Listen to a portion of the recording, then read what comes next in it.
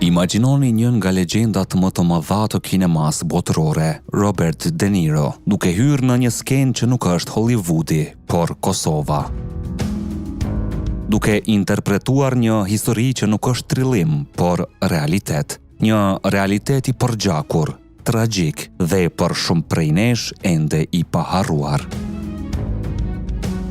Një film ndërkombëtar që do ta sjellë masakrën e Reçakut dhe luftën e Kosovës në ekranin e madh.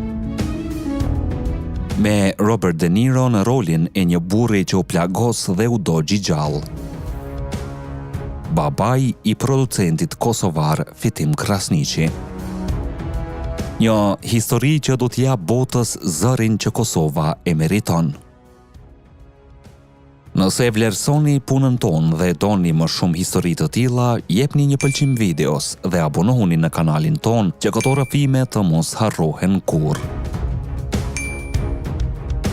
Për herë të parë një figurë e kalibrit të Robert De Niros, fituesi 2 çmimeve Oscar, simbol i kinemas botërore, pranon të interpretojë një rol që lidhet drejt për drejt me historinë dhe tragjedinë e popullit tonë. Dhe jo çfarëdo roli. Rolin e një shqiptari të plagosur dhe të djegur për së gjalli, në mesin e një prej masakrave më mizore të shekullit 20.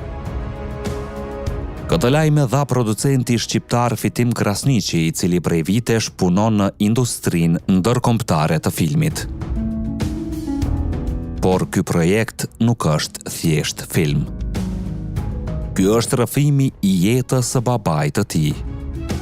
Është plag, është e vërtet, është kujtesë. Sipas Krasniqit, kontratat janë nënshkruar. 71 aktor të njohur të Hollywoodit janë pjesë e projektit. Dhe xhirimet do të nisin në vitin 2026, pjesërisht në Kosovë, aty ku gjithçka ka ndodhur. Për Hollywoodin ky është film. Për Kosovën është drejtësi morale, është kujtim, është e vërteta jonë. Fitim Krasniqi nuk është një emër i ri për ata që ndjekin industrinë e filmit. Ai ka prodhuar disa projekte ndërkombëtare, por ky film është krejt ndryshe. Është rrëfimi i babait të tij, i cili gjatë luftës u plagos dhe u dogji gjallë nga forcat serbe. Në një intervistë, Krasniqi rrëfeu se kur Robert De Niro lexoi skenarin, ai u prek dhe e pranoi rolin me respektin më të madh. Ky është një rast unik, ku një aktor i kësaj madhësie, një ikon e artit botëror, futet në rrënjët e një historie shqiptare. Reçaku është pika ku bota më në fund e pa të vërtetën e popullit tonë. Me 15 janar 1999, forcat serbe kryen një nga masakrat më brutale në Evropën e pas luftës së dytë botërore.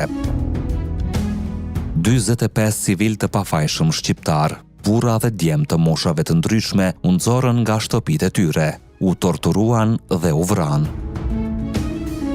Disa u pushkatuan nga afër, disa u masakruan në mënyra njerëzore.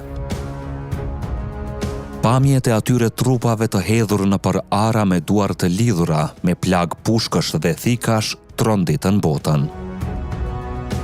I shefi misionit të OSBE-s në Kosovë, William Walker, e quajti atë çfarë pa në Reçak, një masakër e pastër, një krim kundër njerëzimit.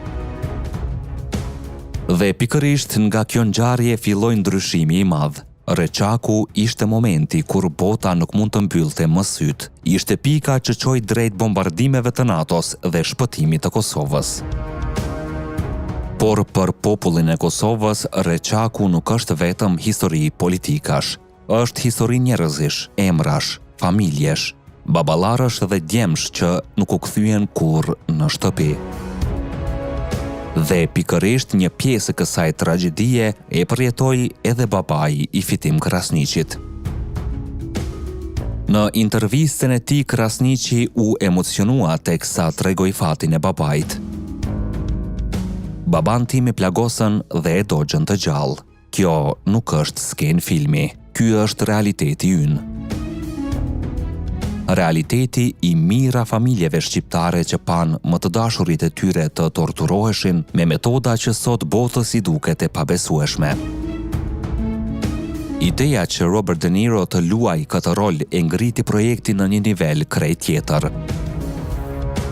Aktorët e Hollywoodit do ta sjellin këtë histori me intensitetin dhe profesionalizmin që i duhet, por mbi të gjitha me dinjitetin që e meriton. Robert De Niro është një nga aktorët më të mëdhenj të gjitha kohrave, një legjend që ka luajtur role që janë shndruar në mit. Kur një aktor i këtij niveli pranon të jetë pjesë e një filmi që flet për Kosovën, është shumë më tepër se art. Është një dritë ndërkombëtare mbi të vërtetën tonë, është një zë i fuqishëm që i thot botës, edhe kjo histori meriton të dëgjohet.